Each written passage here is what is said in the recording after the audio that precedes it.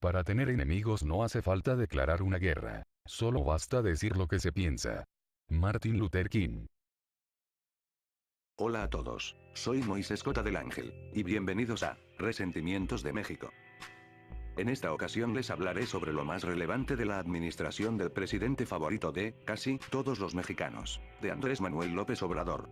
Después del escándalo de la carta enviada a España, sobre AMLO pidiendo al diario Reforma sus fuentes, sobre el curioso roce del presidente con el periodista Jorge Ramos, cuyas interrogantes no fueron toleradas por sus creyentes y simpatizantes del partido y de la 4T, sobre los todavía altos precios de la gasolina y la lista del gobierno y de la SENER de las despachadoras más caras y baratas, sobre el memorándum de AMLO para dejar sin efecto a la reforma educativa, que falta a la Constitución y a los derechos humanos. Estas y entre otras cosas. Sin más preámbulos, comencemos.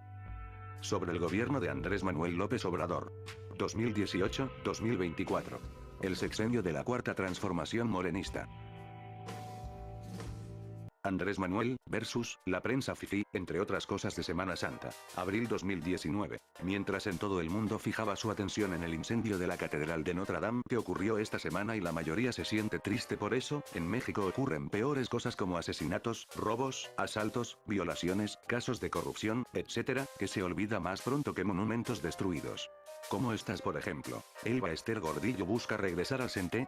7 de abril, la maestra Elba Ester Gordillo anunció la posibilidad de regresar al Sindicato Nacional de Trabajadores de la Educación, SENTE, aún después de haber sido arrestada en febrero del 2013, por el gobierno idiota de Peña Nieto, por el delito de malversación de fondos y el cargo extra que se le imputó de vínculos con el crimen organizado, que dicen no pudo haber cometido. Para acabarla de amolar, este se da a conocer en medio de otro terrible anuncio, el de la creación de un nuevo partido político propuesto por sus familiares y allegados al que llamaron redes sociales progresistas, al que buscarán su registro en 2020 y hacerlo competir en las próximas elecciones federales intermedias en 2021, como si no hubieran suficientes partidos políticos financiados con dinero público. Como si no fuera suficiente que Gordillo militara en el PRI y separarse del mismo para fundar el partido al que llamó Nueva Alianza, el PANAL, en 2005, que terminó perdiendo el registro en 2018, al igual que el PES, por obtener menos del 3% de la votación. Con información de ADN Político y Notimex. AMLO desmiente revivir el cobro de la tenencia vehicular. 9 de abril, el presidente mismo en su hora nacional advirtió que sus adversarios se quedarán con las ganas de incumplir con la promesa de no aumentar los impuestos y, según dijo, no tiene la intención de aumentarlos. Que no habrá aumentos a los ya altos impuestos ni habrá nuevos impuestos. Por esto el presidente terminó desmintiendo al subsecretario de Hacienda Arturo Herrera Gutiérrez en la mañanera, mismo quien había propuesto en el Congreso revivir la tenencia y afinar el cobro del impuesto predial para la economía de los estados y los municipios, sin importar que muchos estén pagando la casa al banco o la hipoteca a Infonavit, o a cualquier acreedor. Pero ¿cómo estar seguros que el dinero recaudado de los que usan auto, y tienen dinero para quemar lujosa gasolina, no se lo gastarán ellos o no pagarán los gastos del presidente, los de su familia o su gabinete? Con información de Milenio. Sobre la corrupción detrás de la cancelación del NAIM. 10 de abril, Javier Jiménez Espriu, secretario de Comunicaciones y Transportes, rechazó que detrás de la cancelación del nuevo Aeropuerto Internacional de México, NAIM, hubiera un hecho de posible corrupción. El titular aclaró frente a senadores que dicha decisión era debido a cuestiones técnicas y a los excesivos costos del megaproyecto, así como también, que el costo de la cancelación será de aproximadamente 59.000 millones de pesos y no de 100.000 millones de pesos, como señalado anteriormente. Debemos estar sumamente conscientes y decirles a otros del grueso de la población no ávidos en estos temas, que el NAIM ha sido un gigantesco elefante blanco desde su cancelación en octubre del 2018, o incluso antes, desde sus inicios en 2014, debido a que se estaba construyendo sobre el lago de Texcoco. Es decir, que ha sido un proyecto que tiene un impacto negativo para nosotros y para el medio ambiente, que es un proyecto abandonado, finalizado o inconcluso, que su costo es más grande que su función, que su misma función es inútil y que difiere de su propósito para el que fue construido. Con información de Excelsior.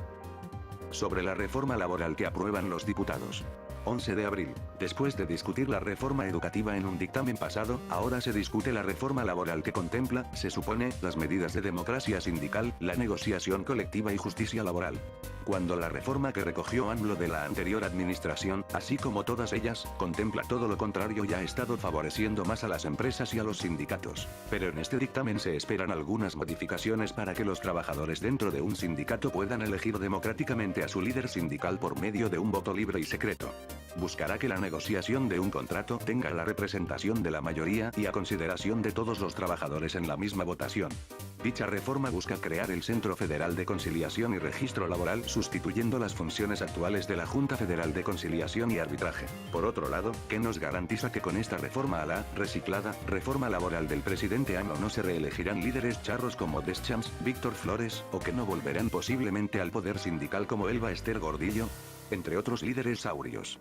¿Qué garantiza, como en las elecciones políticas, que no habrá fraude electoral para elegir al próximo líder charro para un sindicato?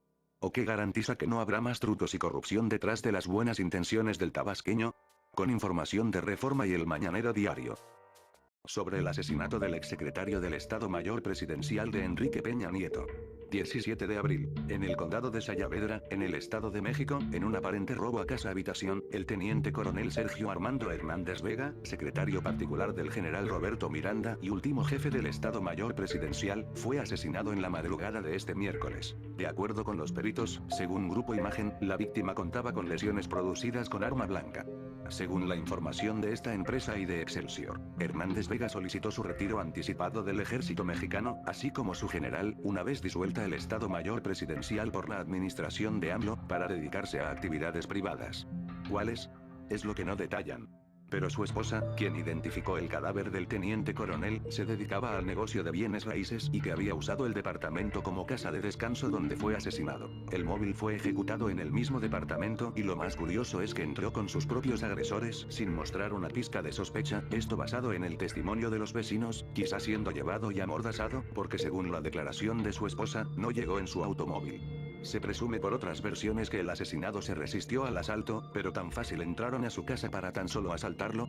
Sin más especulaciones, esta investigación queda en proceso por las autoridades, al menos por las más competentes que tenemos. Con información de Excelsior y Milenio. Estas y entre otras cosas. Número 1. AMLO pide al diario Reforma revelar sus fuentes. 10 de abril. ¿Esto no parece una broma? Y todo esto por la carta del presidente de México a España y al Vaticano de la vez pasada. Andrés Manuel pidió a Reforma revelar cómo es que se hizo del borrador de dicha carta en el que solicita que se disculpen por los hechos de la conquista de México, revelado por el mismo portal el 27 de marzo. El mismo cuestionó dónde pudo haber conseguido ese borrador y cómo lo filtró, por lo cual dijo que sería bueno saberlo en aras de transparencia, pues todos estamos obligados. La vida pública tiene que ser cada vez más pública, es un buen debate eso, la transparencia nada más. La obligación de transparencia es del gobierno de todos, y en particular los medios. Entre otras cosas, el presidente habló del tema como algo muy interesante, afirmando que los medios de información como Reforma, El Financiero, Animal Político, entre otros nacionales, son organismos de interés público, que tienen que cumplir con una ética, que no debe de haber privilegios. Abogando como siempre al respeto a la libertad de expresión, de manifestar sus ideas y de prensa. Pero dijo que este caso es distinto y que al tratar de asuntos así, ¿por qué no revelar sus fuentes? Pues sería un buen tema de investigación, como dijo en su mañanera. De no ser suficiente, el gobierno de México pidió al diario que le ayudara diciendo quién le entregó el borrador de la carta, pero sin ser obligatorio, siendo lo más prudente posible para no buscarse confrontaciones, como siempre. Reclamó que Reforma revelara esto, que por qué no fue La Jornada o El Universal. Además, el presidente acusó que dicha carta se consiguió por medio de espionaje. Mientras tanto, del lado de la oposición en el Congreso, acusaron al presidente de presionar al diario Reforma de revelar sus fuentes. Que López Obrador está metiendo presión de censura, y que los gobiernos autoritarios siempre son intolerantes ante la crítica contra un medio de información sobre un tema que le afecta. Como dijo el panista chihuahuense Gustavo Malero. El perredista Ángel Ávila calificó la actitud del presidente como deplorable, sobre todo al desconocer la función de la prensa libre. Porque de acuerdo con lo que dijo la bancada, así como con los analistas políticos, el presidente de la República no puede solicitar, ni mucho menos exigir, a ningún medio periodístico revelar la fuente de su información, pues estas deben ser celosamente cuidadas hasta del propio presidente y no reveladas, al menos hasta el momento de su publicación. Que el presidente debe tomar cursos urgentes de libertad de expresión, según dijo Emilio Álvarez y Casa, secretario de la Comisión de Derechos Humanos en el Senado y fundador del colectivo Ahora. Kenia López Rabadán, panista presidenta de la Comisión de Derechos Humanos del Senado, se pronunció en favor del secreto periodístico, sobre todo en aras de la libertad. Entre otras pronunciaciones y reproches. Porque es lamentable que sea el primero en propugnar estas libertades y también sea el primero en su censura, de acuerdo con los mismos. Con información del Mañana de Tamaulipas. Cabe recordar que el presidente sentenció al diario Reforma, no hace mucho, de ser prensa fifí, solo por incomodarlo y no caerle bien, especialmente cuando el diario reveló más número de muertos que las cifras oficiales. Bien, el presidente pudo ocultar la información y Reforma solo estaba haciendo su trabajo, el de informar lo que el gobierno y los medios oficiales no dan a conocer, mucho menos en aras de la transparencia por la que han estado peleando en campaña. Así como los periodistas tienen derecho a revelar información, incómoda o no para el poder, también tienen el derecho de ocultarla al poder político así como al público, al menos que la integridad de la fuente o de los involucrados esté en riesgo. Y pensar que creíamos a López Obrador más honesto y más transparente que esto. Al menos mantiene su promesa de no usar la fuerza pública para reprimir a los periodistas y manifestantes adversarios como el anterior gobierno, no vaya a ser que rompa también esta promesa de campaña. Número 2. El curioso roce de Andrés Manuel y Jorge Ramos en la mañanera del 12 de abril. En Palacio Nacional Andrés Manuel López Obrador dio a conocer una presentación gráfica con la cual justifica que el índice de los homicidios ha bajado considerablemente en lo que va de su sexenio. Pero el periodista Jorge Ramos presente en la mañanera expresa su desacuerdo con el mandatario sobre sus propias cifras, presentando un balance del número de asesinatos en México, sobre todo en Jalisco y en Guanajuato últimamente, además de los muertos por la explosión del ducto en Tlahuelilpan, que, parece, no se tomaron en cuenta. Durante sus primeros 3 meses, asesinaron a 8.524 mexicanos. Si continúan las cifras igual, el 2019 va a ser el año más sangriento y violento en la historia moderna de México. ¿Qué va a ser a corto plazo para que no maten a tantos mexicanos y para que México no siga siendo uno de los países más peligrosos del mundo para ejercer el periodismo? Estamos trabajando todos los días, Jorge, como nunca. Antes los presidentes no se levantaban temprano para atender el principal problema, que es el de la inseguridad y de la violencia. Yo desde que tomé posición, todos los días, de lunes a viernes, tengo una reunión con el Gabinete de Seguridad. Todos los días, de 6 de la mañana a 7 de la mañana. Y yo personalmente recibo el reporte de lo que sucede en todo el país, de los delitos que se cometen en todo el país. Anteriormente, la Marina actuaba por su cuenta, el Ejército hacía lo propio, la Policía Federal también, las policías estatales, las policías municipales. Ahora ya no, ahora hay coordinación. Ahora se aprobó una reforma constitucional. Pero no resultados, señor presidente. Claro que sí hay resultados. Las cifras indican que sigue aumentando el número de asesinatos, 8.524 en los 3 meses primeros. No han aumentado. No, claro que han aumentado, por No, supuesto que sí. Sí. Yo tengo otra información. ¿Son cifras de su propia Secretaría de Seguridad? Sí, pero yo te invito para que las revisemos. ¿Esas no son ciertas? ¿Las cifras de las su de Secretaría nosotros no son Seguridad? ciertas. No, le pregunto que si las cifras de su Secretaría de Seguridad no son ciertas. Dicen que murieron 8.524 mexicanos en los primeros 3 meses. Vamos viéndolas.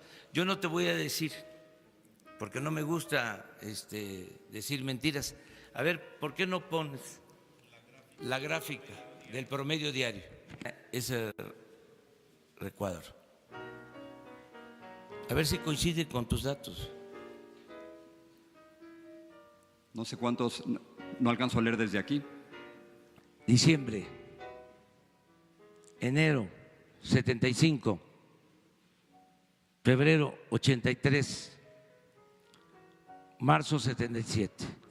Las cifras totales son... No, las cifras totales, o sea, no las tengo, pero te las voy a dar. Gracias. ¿Saltamos a la otra pregunta o no? Sí, pero no termino todavía. No estoy diciendo, que quede claro, que está resuelto el problema.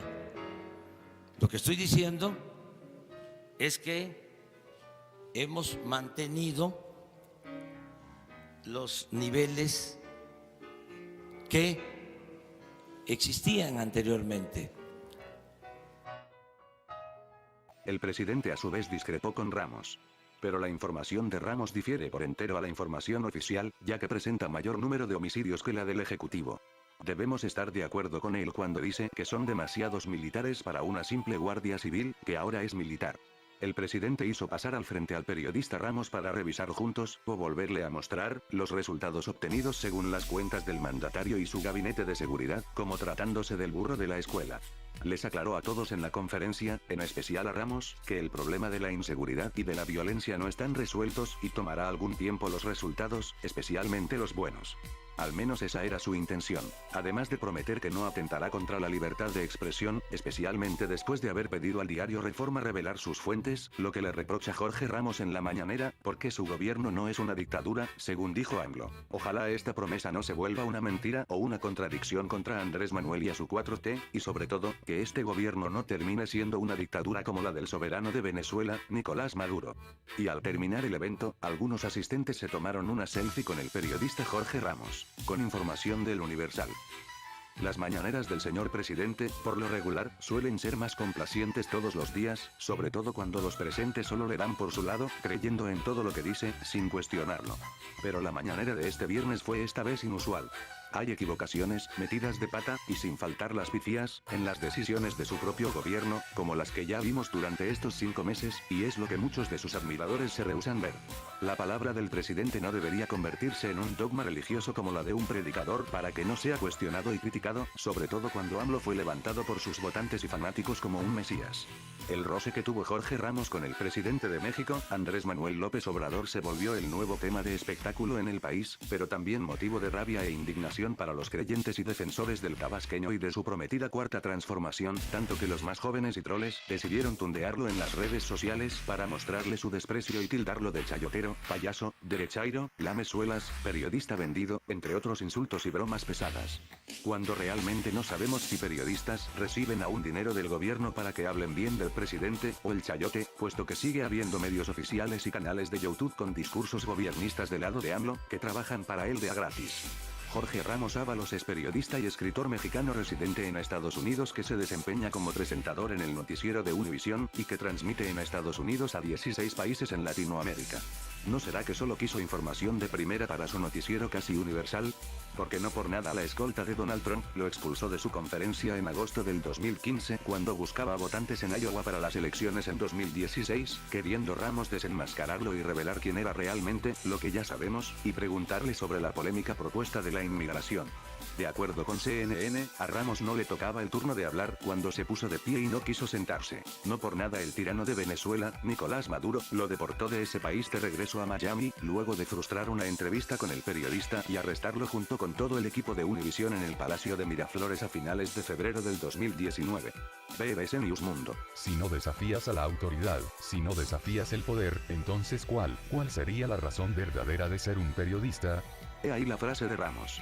Aunque no sea precisamente un ejemplo a seguir, puesto que no conocemos sus buenas obras en el mundo, el periodista será de la prensa fifí, que posee una propiedad en Miami y todo lo que diga, pero hasta él tiene derecho a la libertad de expresarse y de disentir de las afirmaciones del presidente Andrés Manuel, así como los chairos tienen derecho a criticar a quienes lo critican y a expresarse de forma improcedente y unilateral contra él y contra cualquier periodista fifí o adversario. AMLO ya no está en campaña, por lo pronto. En esta contienda, ¿quién ganó realmente, AMLO o Jorge Ramos? Porque vemos en las redes sociales y en vídeos de YouTube que el presidente le ganó a Ramos, que le cayó la boca y le dio su merecido, así como a otros reporteros que no simpatizan con Andrés Manuel, lo cual no es noticia sino entretenimiento. Pero otros dan la victoria a Ramos al desmentir la información oficial del gobierno de México. El señor presidente, que entiende por derecho de réplica, al llamarlos fifís o hipócritas en sus giras y sus arribos en el aeropuerto. Llama prudentes a los que acuden a su conferencia mañanera y se quedan callados como el resto de su audiencia que lo bendice, a él y a todo su gabinete, y le hacen preguntas fáciles y favorables. Bien podríamos llamarlos agachados, gallinas sin huevos, lambiscones, feligreses de su doctrina tropical, entre otros apelativos despreciativos. Pero estaríamos insultándolos como lo hacen los defensores de AMLO. Si se pasan, ya saben lo que sucede. Sentenció después el presidente contra periodistas como Jorge Ramos y otros echados en el saco de la prensa fifí y chayoteros, armando tremenda polémica contradiciendo la libre prensa prometida en campaña, especialmente con 7 periodistas asesinados durante su sexenio. Lo que dijo AMLO no es tomado como una amenaza por parte de los demás periodistas. Sobre todo los que lamentaron la postura del presidente sobre la prensa crítica y tomaron esto como amenaza. No soy yo, es la gente. No es conmigo, es con los ciudadanos. Finaliza sus declaraciones con esta sentencia erigiéndose como la voz del pueblo, especialmente cuando entre el pueblo no se acostumbra a usar la crítica o el razonamiento sino para favorecer siempre a AMLO. Con información de Reporte Índigo. Número 3. Sobre los todavía altos precios del litro de gasolina en México. AMLO responsabiliza de gasolineras caras. 9 de abril, el presidente López Obrador señaló como responsables a las gasolineras que aún venden el litro de combustible a un alto precio, por la misma razón que se sigue vendiendo a un valor inclusive mayor a los 21 pesos de acuerdo a la inflación. Por lo cual hace un llamado a las distribuidoras y a los concesionarios a actuar con responsabilidad, para que no se abuse porque se va a dar seguimiento al tema.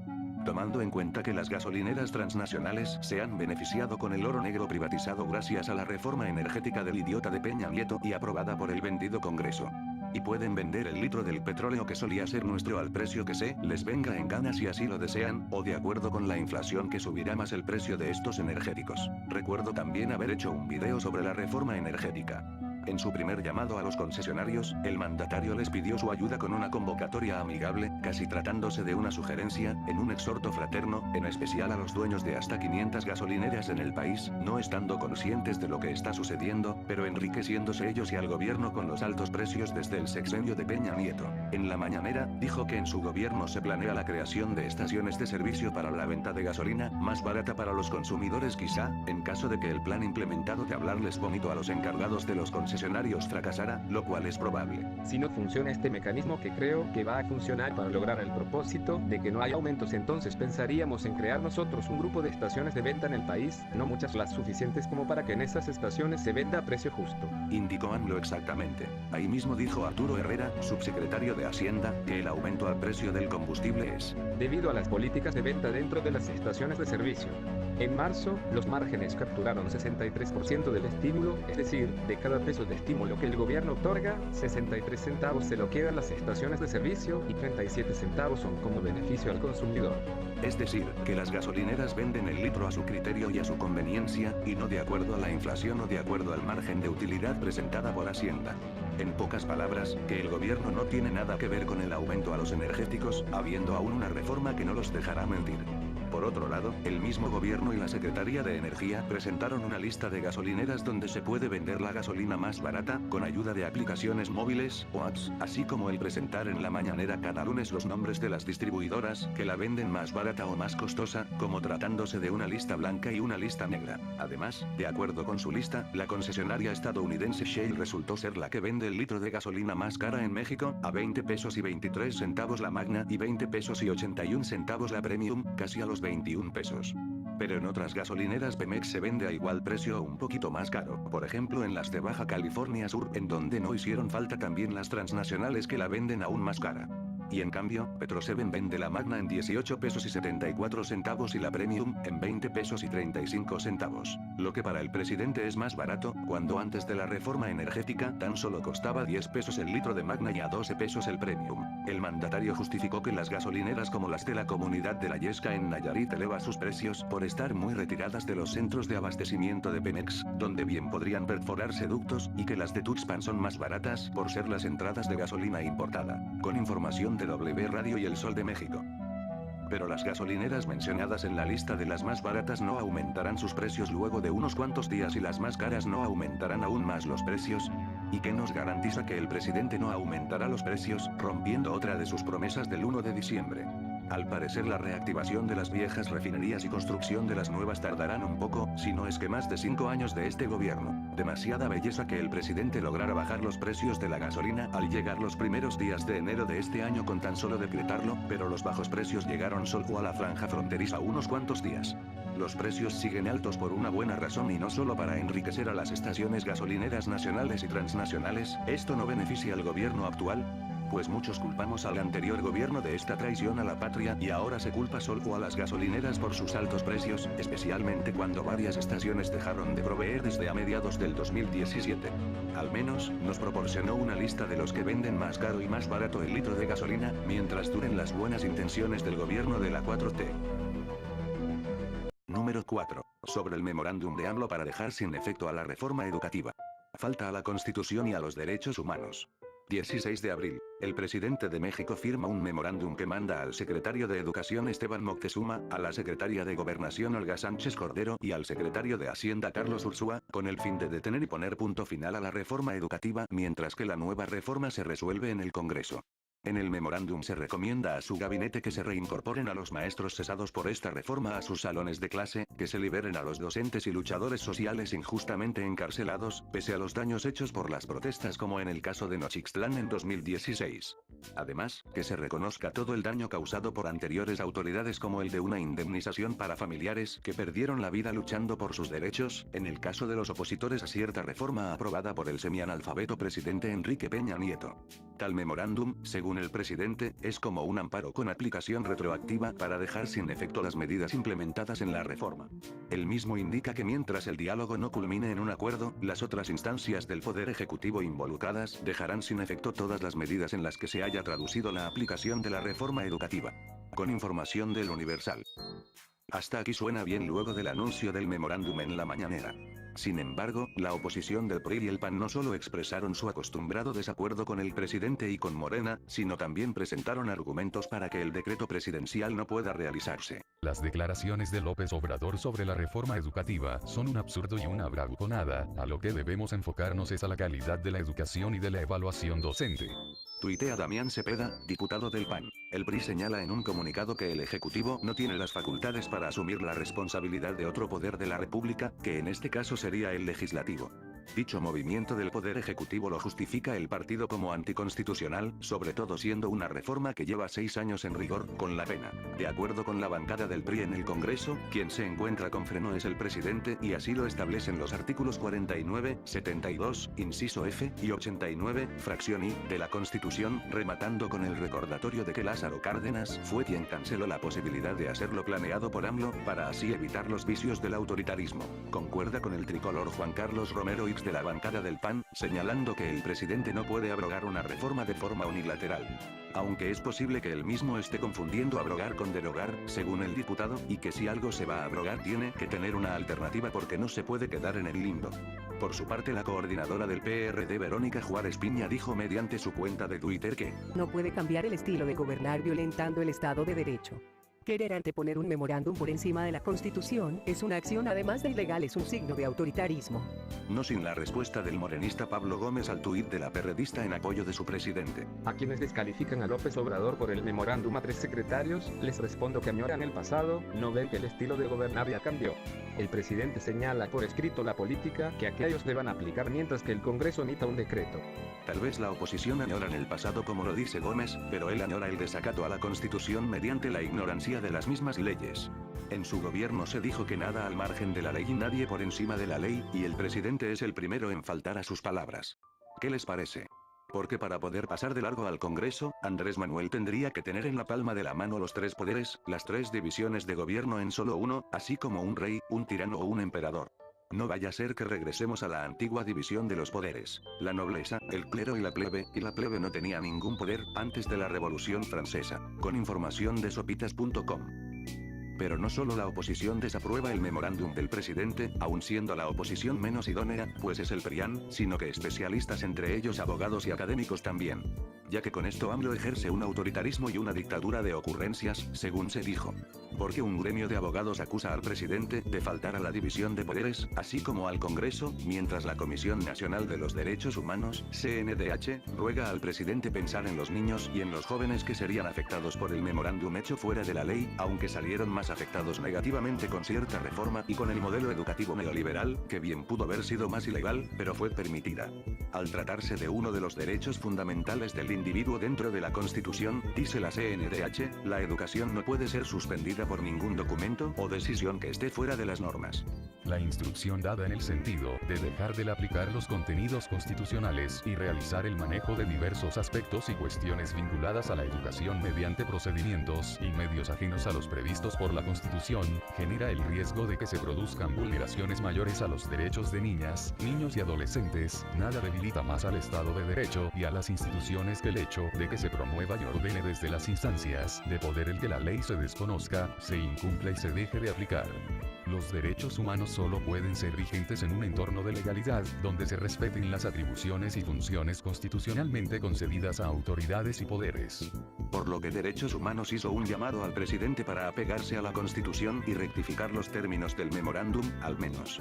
Porque al querer derogar la mal llamada reforma educativa, aunque con buenas intenciones y no de la mejor manera, con la firma del jefe del Ejecutivo en dicho documento, se violó la separación de los poderes, de acuerdo con el Consejo General de Abogacía Mexicana. Que es preocupante que el documento no esté debidamente fundado y motivado, por lo que en sí mismo resulta contrario a la Constitución. También se advierte que al cumplirse con el memorándum, eso le costaría el cargo público a Olguita Sánchez Cordero, al pseudo abogado pero secretario de Educación Esteban Moctezuma y a Carlos Ursúa, involucrados en el problemático memorándum. Que al dejar sin efecto una reforma como esta, de esta forma, sería un delito penal. Después de todo, el presidente juró guardar y hacer guardar la Constitución y las leyes que de ella emanan el 1 de diciembre, las cuales no puede pasar de largo, al menos, no debería. Aunque por otro lado AMLO no puede ser peor que Peña Nieto. ¿O sí? Con información del Universal. Pero lo peor de todo es que el presidente de la mesa directiva Martí Batres, abanderado de Morena, defienda el memorándum del presidente. Esto dijo en Twitter. Memorándum. Cada poder del Estado decide usando medios legales a su alcance. Nada es inconstitucional a priori. Quien tenga interés jurídico lo hace valer ante el órgano competente para declarar la inconstitucionalidad.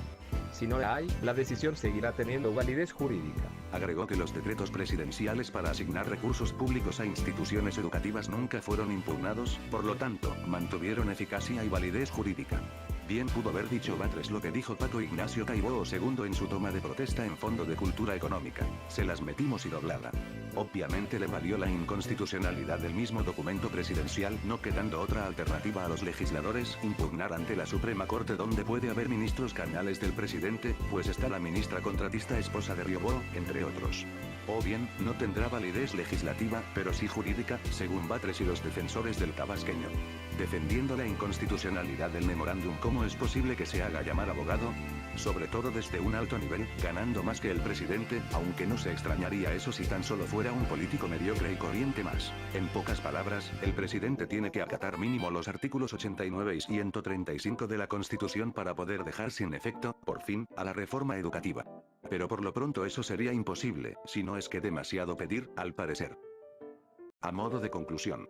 Algunos de los defensores del tabasqueño, llámese en lovers o chairos, dirán que él representa a los intereses de los mexicanos, no de unos cuantos. Pero otros dijeron que está fuera de sí, pues llama a adversarios a los que no creen en su gobierno ni en su cuarta transformación aún teniendo ese derecho. Llama a adversarios incluso a sus gobernados, cuando los demás partidos de la oposición también son sus gobernados que no tienen tanto poder como el del Ejecutivo para representar una amenaza para él, salvo a los que poseen el poder legislativo por el cual el presidente no debe hacer lo que se le dé su gana. Además, no debería el presidente culpar a los despachadores ni a las gasolineras nacionales por el aumento del 12% al precio de la gasolina, pues él tiene el poder ejecutivo de decretar precios bajos en los energéticos con el apoyo del legislativo. Pero debido a que conserva aún la reforma energética del idiota exmandatario Peña Nieto, no lo hará. Votamos por Andrés Manuel seguramente para que nos decepcionara. Debe tomar en cuenta el señor presidente que algunos de sus adversarios, exmiembros de otros partidos políticos, forman parte de su gabinete y de su partido, Morena, en su mayoría priistas. Muy pocos forman parte de Morena como militantes originales. Así que el presidente está rodeado de sus adversarios, ladrones de cuello blanco, estafadores, inclusive asesinos. Si el presidente dice respetar la libre prensa, la libre expresión y el derecho de réplica, no hubiera pedido a Reforma sus fuentes solo por haber filtrado un borrador de la carta a España que el mismo presidente escribió y envió. Además, como presidente debería respetar a periodistas que lo confrontan como Jorge Ramos, sobre todo por las preguntas incómodas y los datos contrastantes con las gráficas del gobierno, pero posiblemente más exactos.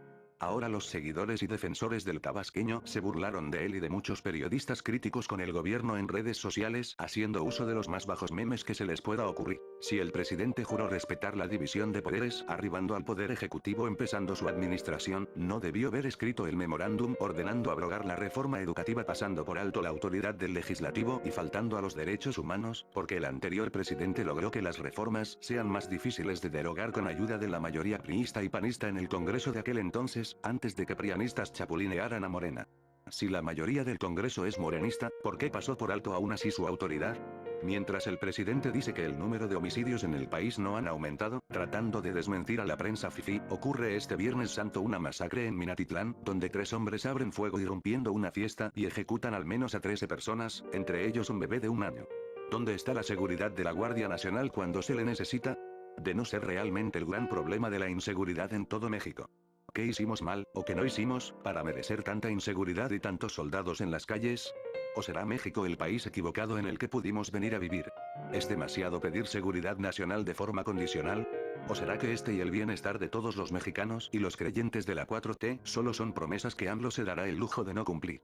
Pues le preocupa más la opinión de la prensa prudente y la que es fifí que cualquier cosa en este país en el que algunos mexicanos no quisieran estar ni haber venido. Hasta ahora este es el peor de los países posibles. Sin más que decir, esto sería todo. Gracias por ver este video. Si te ha gustado, por favor, dale a like.